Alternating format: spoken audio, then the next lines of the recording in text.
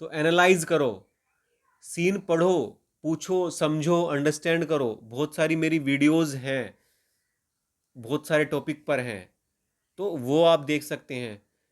Scene को पढ़ो, उसको समझो, एनालाइज करो, ये कैरेक्टर किस हालत में है, इस वक्त क्या चल रहा है, वो चाहता क्या है, उसकी नीड क्या है, ज़रूरत क्या है, उसका मोटिव क्या है, उसके ऑब्जेक्टिव सुपर ऑब्जेक्टिव क्या है, उसका कॉन्फ्लिक्ट क्या है, या उसका रिलेशनशिप क्या है, कैसे है, उसके कंटेक्स्ट क्या है, सिचुएशन, बैकग्राउंड, उसकी उसका कंडीशन क्या है, उसके इमोशंस क्या क्या है, हाँ, उसका पर्पज़ क्या है, वो कहाँ से आ रहा है, क्या कर रहा है, किसके साथ कैसा ये सीन है, क्या बोल रहा है, कहाँ बोल रहा है, क्यों बोल रहा है, कब बोल रहा है, कैसे बोल रहा है, क्या कर रहा है, वो क्या है, वो कौन है।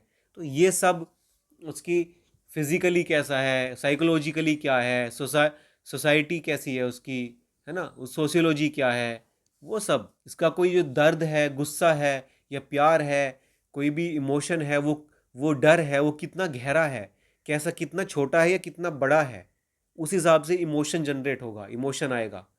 क्या सिचुएशन है, क्या उसके उस सिचुएशन के हिसाब से थॉट आएगा।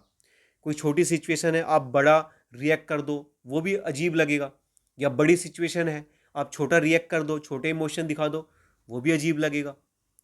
ऐसा, और हम अपनी आम जिंदगी में भी, अपनी लाइफ में भी ऐसा ही करते हैं। जो छोटी सिचुएशन होती है, छोटा रिएक्ट करते हैं, बड़ी सिचुएशन होती है, बड़ा रिएक्ट करते हैं, बड़े इमोशन दिखाते हैं। जितनी गहराई से आप कैरेक्टर के इमोशन को समझोगे, कैरेक्टर को समझोगे, कैरेक्टर के पॉइंट ऑफ व्यू से समझोगे, उतनी ज़्यादा इंटेंसिटी आएगी, उतनी ज़्यादा नेचुरल इंटेंसिटी आएगी, उतना ज़्यादा नेचुरली आप उसको दिखा सकते हो। आप उसको, जब आपने खुद ने फील कर लिया, आप डेफिनेटली उसमें इंटेंसिटी आनी ही आनी है। तो आप इसकी एक्सरसाइज कुछ इस तरीके से कर सकते हैं। एक किस डायलॉग को 3 तरीके से बोल सकते हैं: सॉफ्ट, नॉर्मल और इंटेंस। वॉइस मॉड्यूलेशन से, वॉइस मॉड्यूलेशन करके, उस पर भी वीडियो है मेरी। आंखों में, अपने चेहरे पे, अपनी बॉडी में, अपने जेस्चर में, बॉडी लैंग्वेज में, अपनी सांसों में, ब्रीदिंग में, आप समझो, ब्रीदिंग को समझना पड़ेगा, पैटर्न को समझना पड़ेगा आप इंटेंसिटी लाने के लिए। क्योंकि जैसे हम चिल्लाते हैं तो हमारी आवाज़ चेंज हो जाती है, हमारी सांसें चेंज हो जाती है, सांसों से आवाज़ चेंज हो जाती है। जब आवाज़ चेंज करते हैं, सांसें आती हो जाती है, बदल जाती है। अगर आप ऐसे बदलेंगे, अगर आप अंदर से फील करेंगे, सांसें बदलेंगी, आवाज़ ही बदल जाएगी, है ना। आप, जब जब हम डरते हैं तो हमारी सांसें छोटी छोटी और तेज़ हो जाती हैं। जब हम गुस्सा करते हैं, चिल्लाते हैं, तो सांसें फास्ट, तेज़ हो जाती है। जब दुख, दर्द होता है तो आवाज़ भारी हो जाती है। नॉर्मल बोलते हैं, नॉर्मल रहती है। शांत रहते हैं, हमारी सांसें भी शांत हो जाती है। आप जब डीप, अब गुस्सा आता है तो गुस्से में सांसें बढ़ रही है, तेज़ है, चिल्ला रहे हैं, गुस्सा कर रहे हैं, या इंटेंस गुस्सा कर रहे हैं, या फोर्सफुली वाला कर रहे हैं, और तो सांसें बढ़ी ना, तेज़ हुई, तो अब शांत होना है तो हम डीप ब्रीदिंग करेंगे, इनहेल एक्सेल करेंगे, और सांसें लेंगे धीरे धीरे, गहरी, डीप, और रिलैक्स हो जाते हैं। करते हैं ना ऐसा। तो सांसों को समझना ज़रूरी है। सांसों से आप इमोशन जनरेट कर सकते हैं, और जब हमारे इमोशन अलग अलग जनरेट होते हैं तो हमारी सांसें कैसी रहती हैं, कैसी कैसी होती है, अलग अलग तरह की हो जाती है। हर एक इमोशन में अलग होती है, आवाज़ हमारी अलग हो जाती है। दुख में, दर्द में टूटती आवाज़, गुस्से में तेज़ तेज़ वर्ड जाते हैं, एकदम स्पीड से जाते हैं, सोच के बोलते हैं, सोच के पोज ले लेके बोलते हैं।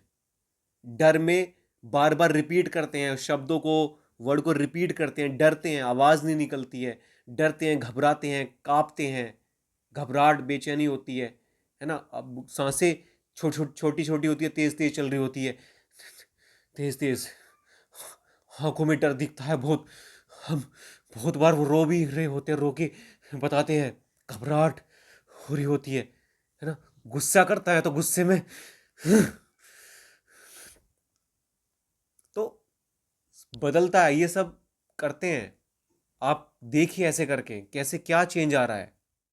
जब अंदर इमोशन हमारे स्ट्रोंग होता है तो बॉडी ऑटोमेटिकली रिएक्ट करती है। जब हम अंदर से स्ट्रोंगली फील करते हैं। जो साइलेंट एक्टर हैं, अच्छे एक्टर हैं हमारे, आप उनकी फिल्म देखिए, वेब सीरीज़ हैं उनकी वो देखिए, उनके सीन है इंटेंस सीन वो देखिए, उनमें देखिए वो कैसे वॉइस ग्राफ चेंज किया, कहाँ इंटेंसिटी आई, फेशियल एक्सप्रेशन कैसे हुए, है ना, आई एक्सप्रेशन कैसे हुए, जेस्चर कैसे हुए, बॉडी लैंग्वेज कैसी हुई, तो वो देखिए आप कहाँ कितना कैसे पोज लिया, किस इमोशन में वो कैसे बोल रहे हैं, तो वो आपकी जानकारी वो बढ़ाएगी, वो आपकी समझ बढ़ाएगी और समझ एक पैदा करेगी कि हाँ अच्छा इसमें ऐसे होता है, इसमें ऐसे करते हैं, ऐसे होता है।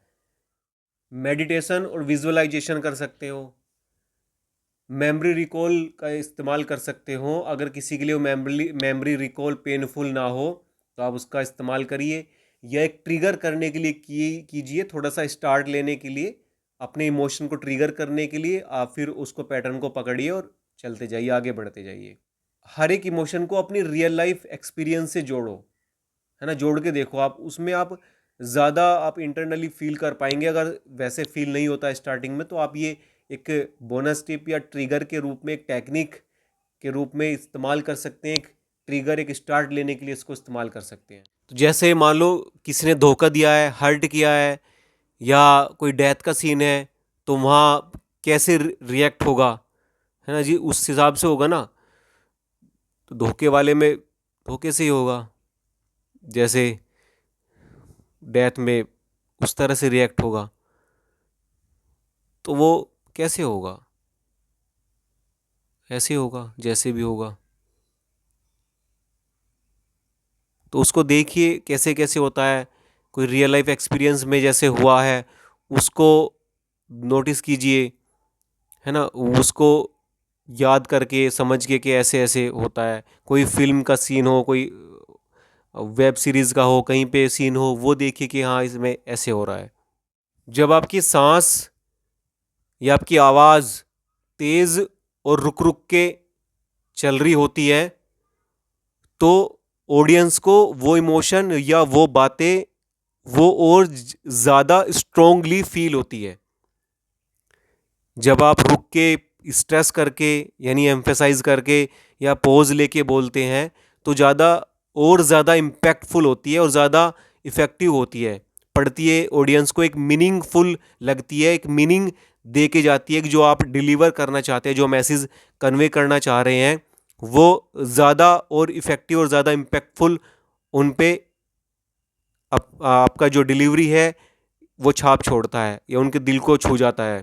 तो आप अपनी सांसें, अपनी आवाज़ से, अपने, है ना, ये चेंज करके, वॉइस मॉड्यूलेशन करके, कितना पेस रखना है, कितना फोर्स रखना है, कितना पिच रखनी है, कितना वॉल्यूम है, ये सिचुएशन के हिसाब से और कैरेक्टर के हिसाब से आता है, सीन के हिसाब से, उनकी डिमांड और उनकी रिक्वायरमेंट के हिसाब से आता है, कहाँ का क्या होगा, कितना होगा, कैसे होगा, क्या सीन है, क्या सिचुएशन है, क्या कैरेक्टर है, उससे। ऐसे ही नहीं अपने आप डिसाइड मत कीजिए, अपने कैरेक्टर को डिसाइड करने दीजिए कहाँ क्या होगा, कितना होगा। तो वो और फिर वो ऑडियंस तक एक रियल, आप वो ऑडियंस से कनेक्ट कर पाएंगे आप।